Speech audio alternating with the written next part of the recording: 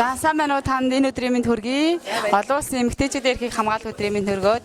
За төвчийн эмэгтэйчүүдийн тоолгоо үзэхээр сэтгэлээ хуваалцаж. За манай суман дээр төлчин эмэгтэйчүүдийн энэ үйл ажиллагаа 12 дахь удаага болж байна гэж энэ жил болгон болдог байсан сүүлийн 2-3 жилд энэ элдвийн өвчний улмаас болж чадахгүй жаахан удаашрсан энийг одоо төлчин эмэгтэйчүүд бидний хувьд бол маш хүссэн хүлээсэн баяр байсан учраас бид маш их баяртай оролцож байгаа.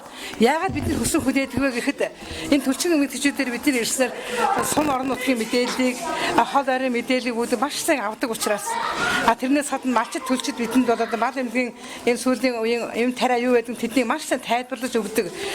Сумын хариуцлагатангууд өөрийнхөө албан хариуцлагыг маш сайн ойлгуулж өгдөг учраас бид нар энэ баяртаа маш их дуртай байдаг. Маш хүссэн хүлээсэн баяр байлаа. Үнэхээр сайхан баяр болж байна. За яг төлчин эмэгтэйчүүдтэй холбоотой ярилцлага бишээлээ. Танд гинтийн бэлэг нэвтрүүлгээс бэлэг ирсэн байна мэдчилгээ. За та энэ мэдчилгээг хинээс илгээсэн гэж бодож байна? За ийм гоё баяр, ийм гоё өдөр ирж байгаа мэдчилгээ хүүхдүүдээс ээжтэн зориулсан байж болох гэж бодож байна. Хүүхдүүд тань хандлага батны гэргийг хүн болоход хүний хийж болохгүй харин бид хадам бэр болсон. Ачийг тань төрүүлээд би ээж хүн болоход ачаа тэрээ там нах цэжи болсон. Миний бие байлаа бэрнэ.